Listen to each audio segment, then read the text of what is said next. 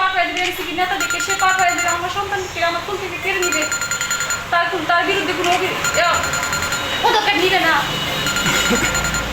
আমি চাই আমার সাথে অন্যায় বিচার হোক।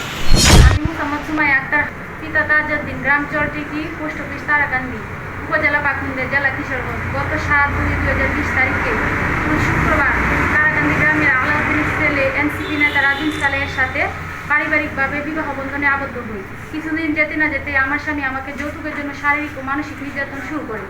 আমার এবং আমার পরিবারের সাথে অবজ্ঞাসূচক আচরণ করতে থাকি এবং আমাকে আমার বাবার বাড়ি পাঠিয়ে দেয়। আমার 2.5 বছরের একটি কন্যা সন্তান রয়েছে। দীর্ঘদিন যাবৎ আমার বাবা আমাকে ভরণ পোষণ করে আসছে, আমাকে কোনো প্রকার খরচ দেয়নি। এভাবে কয়েকবার আমাকে আমার বাবার বাড়িতে পাঠিয়ে দেয়। পরে আমার বাবার বাড়িতে গিয়ে এরকম আর হবে না বলে আমাকে তার বাড়িতে নিয়ে যায়। তারপরও আমি আমার মেয়ের দিকে চেয়ে অত্যাচার নির্যাতন সহ্য করে সংসার করে আসছি। গত 1.5 বছর আগে আমার স্বামী রাজিন সালে পার্শ্ববর্তী গফরগাঁও উপজেলা দিঘিরপাড় আলিয়া মাদ্রাসায় কম্পিউটার অপারেটর পদে 13 লাখ টাকা ঘুষের বিনিময়ে চাকরি নেয়।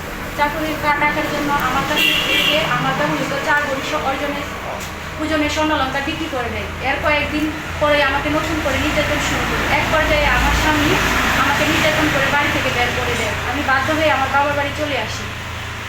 গত 5 আগস্ট সরকার পতনের পর সে এনসিপি নেতা হয়ে যায়।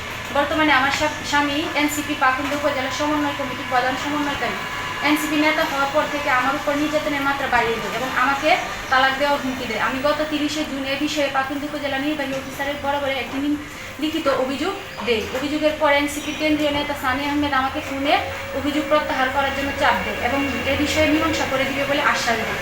এতে আমি উপজেলা নির্বাহী অফিসারকে অভিযোগ স্থগিত রাখার জন্য বলি, কিন্তু বেশ কয়েকদিন হয়ে গেলেও সমাধানের কোনো উদ্যোগ তিনি গ্রহণ করেননি। গত রবিবার 5 জুলাই আমার স্বামী আমার বাবার বাড়িতে তার এক ভাগিনাকে নিয়ে গিয়ে আমার শিশুকন্যাকে বিকেলে দিয়ে যাবে বলে আমার ফুল থেকে নিয়ে যায়। অদ্যাবধি পর্যন্ত আমার মেয়েকে ফেরত দেয় নাই। এ প্রেক্ষিতে আমি আবার আজ 9 জুলাই উপজেলা নির্বাহী অফিসারের কাছে আসলে জানতে পাই গত 27 জুন আমার স্বামী আমাকে আদালতের মাধ্যমে তালাক দিয়ে দিছে, অথচ আমি ইহার কোনো কিছুই অবগত নই। প্রিয় সাংবাদিক ভাইরা, আমার উপর আমার স্বামীর এনসিপি নেতা রাজিন সালে কর্তৃক আমাকে নির্যাতনের চিত্র তুলে ধরে এবং আমার শিশুকন্যাকে ফেরত পাওয়ার ব্যাপারে তথ্যবহুল সংবাদ পরিবেশনের মাধ্যমে আমাকে ন্যায় বিচার পেতে সহযোগিতা করুন।